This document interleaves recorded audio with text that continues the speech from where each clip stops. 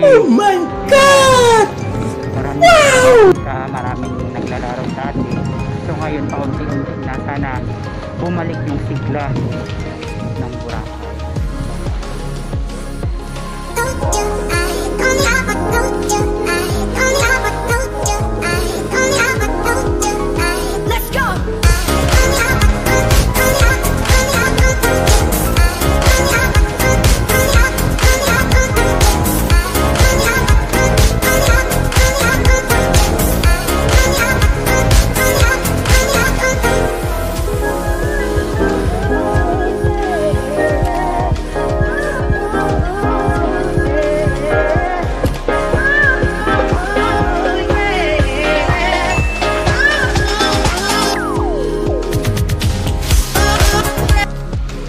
Tayo ngayon guys sa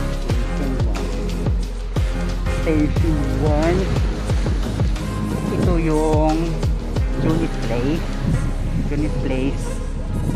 Kasi kasalukuyan naman, parang marami sila ngayong bisita. Konti-konti. Ito yung beach front nila.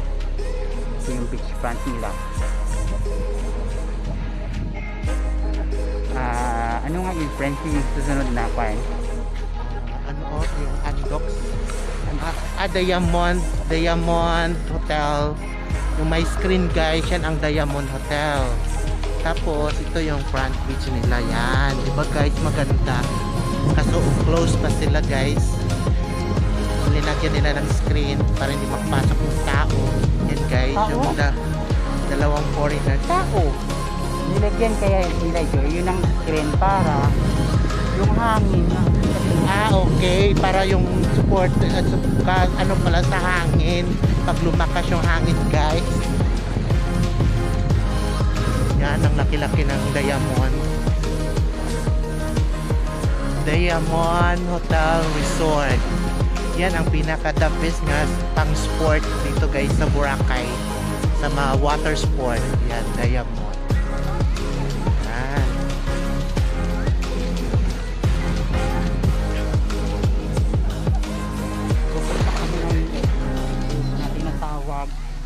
Na kapag pumunta ka daw sa Boracay, dapat para makumpleto yung bakasyon mo daw, kailangan mo daw pumunta sa Grotto. Yes guys, kasi maganda talaga guys. Kasi ngayon guys, nakikita na yung grotto. Pag lumalim yung tubig, hindi masyado makita guys, kalahati lang. Kunti pa lang talaga guys tao, kasi hindi pa talaga ang Boracay, kasi marami kasi mga requirements bago pa pumasok dito sa Boracay guys. Kaya nag-iingat din dito sa Boracay yung mga tao na pumapasok, kaya kailangan din nila yung mga requirements kung ano yung gawin nila bago pumasok sa Boracay. Lapit na kami sa grotto.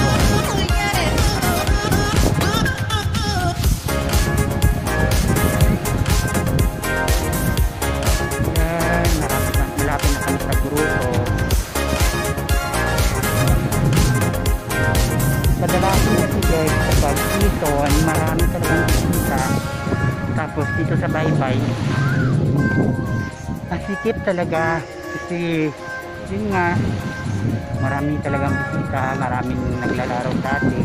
So ngayon paunti-unti na sana bumalik yung sigla ng Boracay.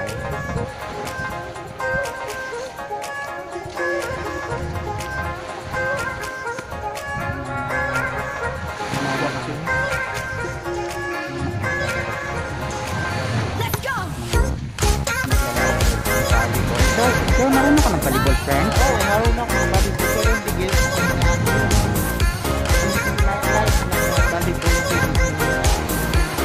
Volleyball talaga. Patikan nila. So, ito kasi guys yung Boracay closer. Habang dito pa talaga guys yung mga research na dito pa guys yung mga research. Pero ngayon, ina-extend na sila doon kasi yung requirements ng government para mabigyan ka ng permit is kailangan mo meters yata in friend. Kasi yung requirements nga is 25 plus 5 para bigyan ka ng kulang friend. Ito na yun yung grotto guys. Yan. Papunta kami doon sa grotto para umakyat. Kaso parang medyo malalim friend. Okay na yan. Kayang-kaya yun natin. Diba? Or parang mabasa yung short natin nito. Okay. Kasi guys, pag pumunta ka sa grotto, pag malalim yung tubig, hindi ka talaga makapasok. Hindi ka makapunta doon. Pero kakayanan namin pumunta doon dahil may tubig. Kakayanin namin guys para sa inyo. Kasi yung pag-tour namin na to is para ibahagi rin sa inyo kung ano talaga kagandahan ng Boracay. Sana hindi masyadong malalim para makapasok kami doon. Kaya friend, kaya. Yun. Yung mountain na yun, yung mountain na yun guys is papunta yung Binibi. So next vlog namin pupuntahan natin yan. Yan, pupunta. So guys, ang linis-linis talaga ng Boracay. Ang ganda-ganda talaga. Let's go. Dito na kami.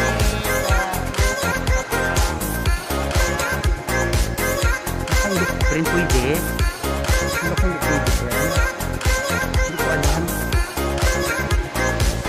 Hindi ko alam. Tanungin mo yung mga bata. Ito yung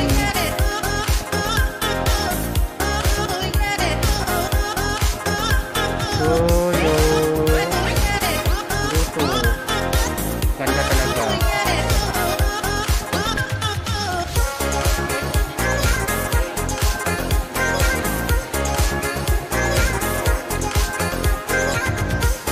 Tinatanong ni Tori kung pwede kami makapasok dito sa grotto. Ito yung grotto guys. Yung grotto. Friend, halika nga friend. Yung grotto. Ito, si Virgin Mary. Virgin Mary siya. Ito guys, ito siya. Ito. Ito yung grotto. Yan. Ito siya. Ito siya. Makikita mo talaga yung buong Boracay guys. Halika ka Jor. Kasi yung ulo mo yung nakikita eh. Hindi yung buong Boracay. Ay, thank you God. Nakaabot na kami dito sa grotto. So guys, may isang puno ng niyog dito sa grotto. At ayan pa sa kabila. Sa kabila. Yung tawag na. Mango. Yun, ang ganda talaga ng Boracay. Thankful kami kasi blessed kasi nakatira kami dito sa pinakasikat na beach sa buong mundo. Ayan, yung Boracay. Actually, sabi ng iba dati, hindi daw kumplito yung pagbakasyon mo dito sa Boracay kapag hindi ka na dito nakapunta ng grotto.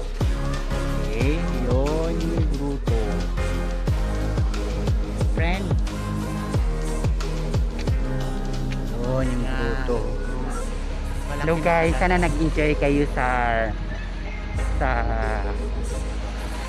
pag-tour namin dito sa inyo sa Boracay, sa island of Boracay, the most famous beaches in the whole world. And sana kung kapag mag-okay na yung Boracay, makabisit kayo dito sa tinatawag nila na white sand. Nandito lang yan makikita sa Saklan. And I am Benjamin Gregorio. I'm Jory Referee.